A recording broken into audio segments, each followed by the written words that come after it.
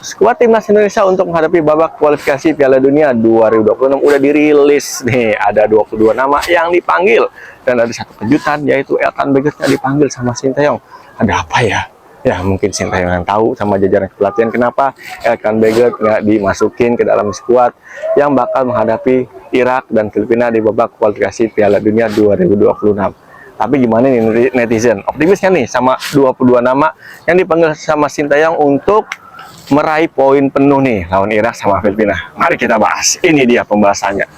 Kalau gue sih, kalau melihat dari 22 nama yang udah dirilis nih, gue sih 70% optimis. Karena apa? Karena ini mencerminkan kedalaman skuad timnas Indonesia berbeda banget sama pas lawan Irak di leg pertama sama lawan Filipina. Lawan Irak kita kalah 5-1, lawan Filipina kita seri 1-1 tuh kalau nggak salah kan. Nah, skuad yang sekarang nih kenapa optimis? Karena kedalaman skuadnya bisa dibilang sangat-sangat menjanjikan. Yuk kita bahas lini per lini. Kita mulai dari sisi penjaga gawang. Kiper ada Hernando Ari dan Adi Satrio. Menurut gua sih, dua kiper ini emang layak banget untuk mengawal gawang timnas Indonesia. Tapi ada satu kabar gembira yang bikin deg-degan nih. Karena apa?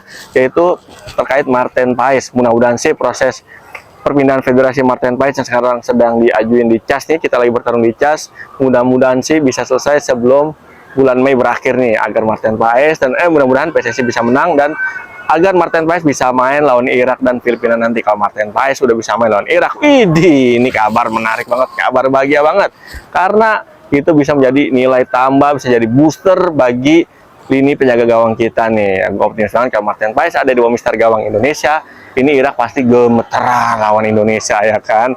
Yang berikutnya dari sisi back ya, kita dorong Sinteyong di formasi yang udah pakem yang dia pakai nih, yang udah rutin dia pakai dengan formasi awal 3 back sejajar, yaitu trio center back.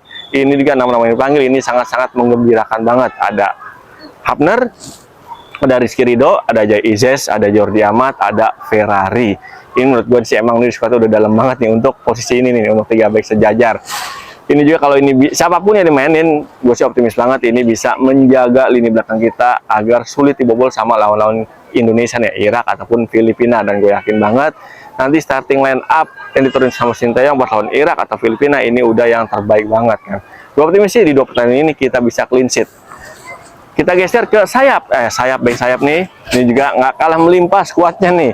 Ada Arhan, ada Nathan Choaon, ada Yakob Yance bersaudara, terus ada Sandy Walsh, ada Asnawi, di kiri juga ada Sain Patinama untuk saingan Arhan dan Nathan Choaon. Ini juga menurut gue ngeri juga nih persaingannya nih, sangat padat, sangat dalam untuk di sisi sayap timnas Indonesia nih. Dan dengan hadirnya pemain-pemain tersebut, gue juga makin optimis nih daya serang kita untuk lawan Irak dan Filipina ini bisa sangat luar biasa banget, bisa menjadi ancaman bagi lawan Indonesia nanti pas lawan Irak dan Filipina.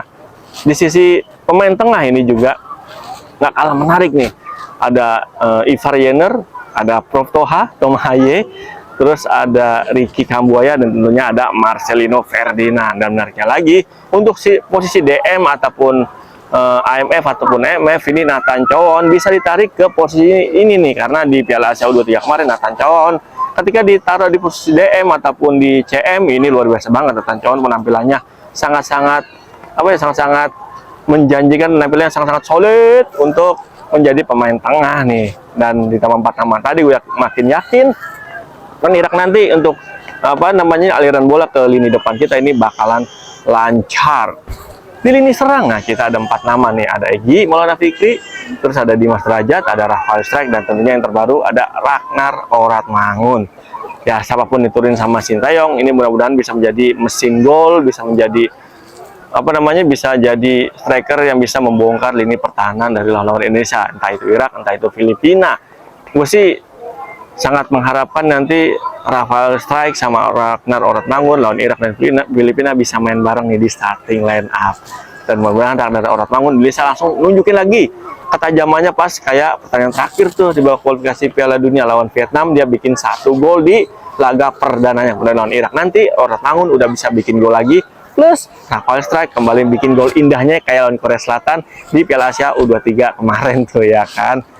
Nah, menurut netizen gimana nih? Kira-kira berapa nih prediksi skornya nih untuk Indonesia lawan Irak dan Indonesia lawan Filipina? Lawan Irak dulu berapa prediksinya? Tulis ya di kolom komentar. Kalau gue sih prediksi lawan Irak nanti kita bisa menang 2-0. Kenapa? Yang pertama, buat lawan Irak di 3 pertandingan terakhir ya, di lintas usia ya, di senior, di Piala Dunia, kualifikasi Piala Dunia leg pertama kita emang kalah 5-1, tapi di Piala Asia kita ada peningkatan, kita cuma kalah 3-1 dengan catatan skuadnya belum begitu dalam. Nah, lawan Irak juga di U23 kemarin kita cuma kalah 1-0 juga karena ya ada beberapa faktor kendala di lapangan sehingga kita bisa kalah 1-0, sebenarnya kita bisa menang lawan Irak tuh ya kan.